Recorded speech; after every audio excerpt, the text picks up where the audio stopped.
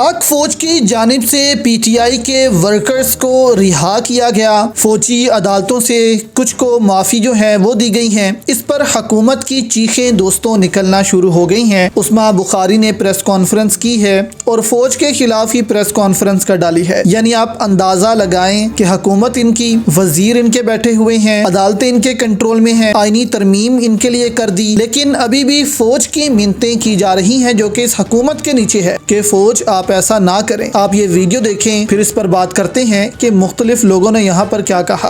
तो मज़े की बात है, एक टिकटॉकर खातून साथ खड़ी हुई है, वो बालों में एक्शन मार रही यूं करके, साथ वो खड़ा होके एक लड़का जो है वो गुफ्तगू कर रहा है। और मैं सोच ये रही थी कि जहाँ जिस मुल्क की, जिस रियासत के जो है वो आलम ये हो कि जो बलवाई हैं वो ना सिर्फ आपको जो है वो दनदनाते हुए दिखें, दोबारा धमकियाँ देते हुए दिखें, क्या उस जैसी जमात और उसके लीडर के लिए कोई रियायत होनी चाहिए या ना होनी चाहिए? चूँकि ये रियायत जो है ये पाक फौज की तरफ से आई है, मेरा ख्याल है उनको भी इसके ऊपर दोबारा सोचना पड़ेगा।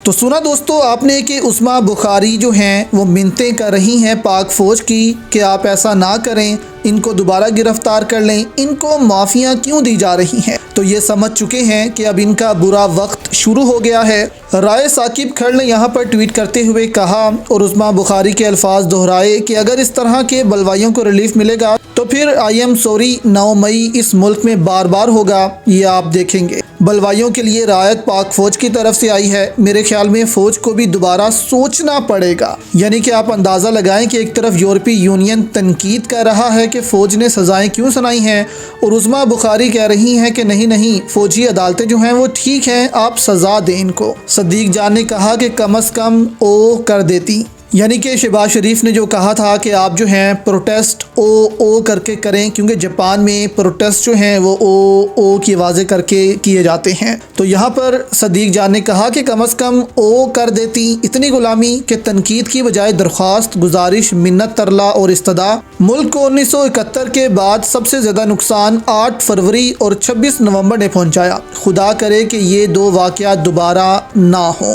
तो यहाँ पर दोस्तों अब आप देखेंगे कि नून लीग को समझ आ चुकी है कि अब उनका बुरा वक्त शुरू हो गया है और अब इनकी चीखें आसमानों पर निकलेंगी। और सबसे मज़े की बात यह है कि नवाज शरीफ भी इस वक्त पाकिस्तान में हैं और नवाज शरीफ को अब भागने का भी मौका नहीं दिया जाएगा।